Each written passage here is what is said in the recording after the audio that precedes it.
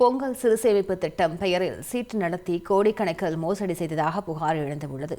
வேலூர் மாவட்டம் குடியாத்தம் நகரை சேர்ந்த வரதராஜ் அரசு போக்குவரத்து கழகத்தில் நடத்துனராக பணியாற்றி ஓய்வு பெற்று தனது மகனுடன் ஏலச்சீட்டு நடத்தியுள்ளார். தீபாவளிக்கு தங்க நாணயம், வெள்ளை பாத்திரம், பொங்கல் சீட்டுக்கு மளிகை பொருட்கள் உள்ளிட்ட கவர்ச்சிகர அறிவிப்புகளை வழங்கியுள்ளார்.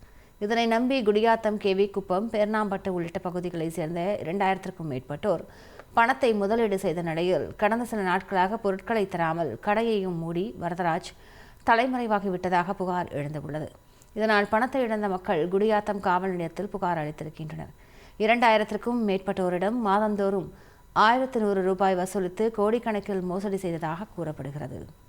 பருப்பு, அரிசி எல்லாம் எடுத்துன்னு போய் வாங்கன்னு வந்தால் கடையாண்டா யாருமே இல்லை. கடையாண்டு வந்து பார்த்தா எல்லாம் பக்கத்து அக்கத்தில் இருக்கிறவங்கெல்லாம் எங்கே போயிட்டாங்கன்னு சொன்னாங்க. நாங்கள் அன்றைக்கி கூலி வேலை செஞ்சு அந்த 1100 நாங்கள் 12 மாதம். உங்களுக்கு வகை வகையாக சுவையாக சமைக்க தெரியுமா? அப்போது கேட்ரிங் பிஸ்னஸ் மூலமாக எப்படி லட்ச ரூபாய் சம்பாதிக்கலான்னு ஃப்ரீடம் ஆப்பை டவுன்லோட் பண்ணி கற்றுக்கோங்க.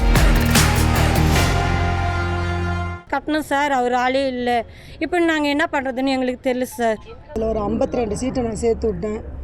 ஆனால் அவங்க கட்டந்து இந்த வாட்டி ஏமாற்றிட்டாங்க. என்ன சொல்கிறது எனக்கு தெரியல. அந்த 51 பேருக்கு நான் என்ன பதில் சொல்கிறதுன்னு எனக்கு தெரியல. நீங்கள் தான் எல்லாத்தையும் அவங்க சேர்த்தீங்களா? இல்லை, நான் சேரல. அவங்களாம் விருப்பப்பட்டு சேர்ந்தாங்க. நாங்கள் காசு வசூல் பண்ணி நான் கொடுத்து நான் தான் கட்டின்னு வந்தேன். அவனே வீட்டான் அவங்களே வாங்கிட்டு போனார். கொடுத்துட்றோம்மா, இந்த 7ஆம் தேதி கொடுத்துட்றேன் அப்படி சொன்னார். ஆனால் அப்போது எல்லோரும் இப்போ என்ன தான் கேட்கறதுனால எனக்கு ரொம்ப மன உடச்சல். எல்லாரும் வீட்டு வாசல் நிற்கிறாங்க சார் காலையில்.